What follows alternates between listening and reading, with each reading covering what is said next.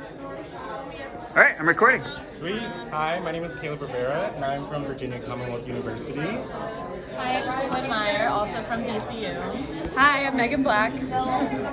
Awesome.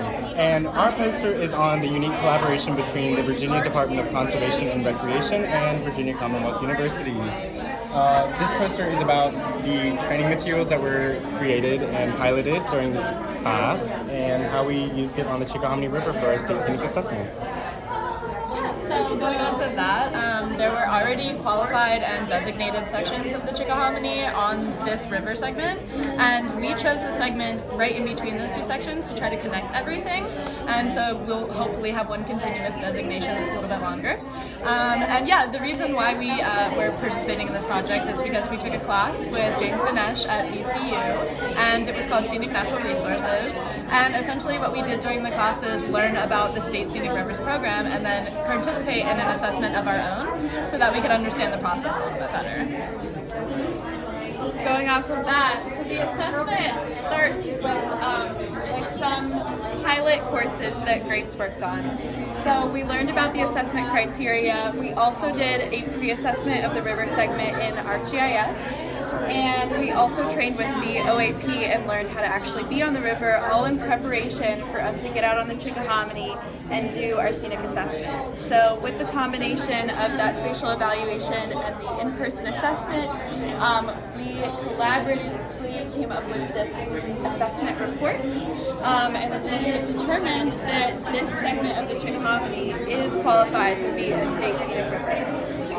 So now from here, we have the report. It's been delivered to DCR, but in order for this to go forward for designation, we need stakeholder support.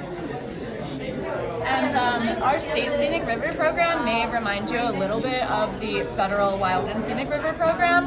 There is a bit of a difference, though, in that the Wild and Scenic River program on the federal level looks for outstandingly remarkable values, which are unique, rare, or exemplary features about the river that would make it more beneficial if we protected it. Our State Scenic River program is also intended to protect the rivers that matter to local communities, except instead of picking out a few ORVs, which we are focused on assessing and then designating the river based off of those qualities, we look at every quality. So most of the ORVs that can be designated as a National Wild and Scenic River are also things that we consider in our technical report. For example, water quality we always look at, quality of fisheries, wildlife, cultural or historical features, and the list goes on. And there's 14 different criteria that we're looking to score during these assessments, and then the sum total will be the determining factor of whether or not the segment actually gets designated.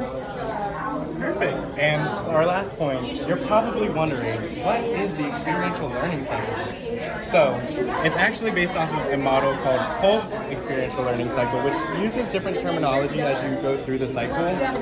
It's basically having a concrete experience that you then use a detailed reflection on, and then you actively experiment with those reflections so that you can have a new concrete experience and it repeats itself over and over again.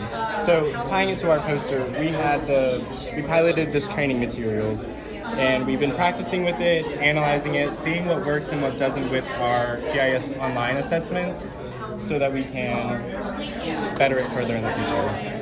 So students beyond us will hopefully participate in the same type of research and active experimentation that we did during this course. Thank you very much.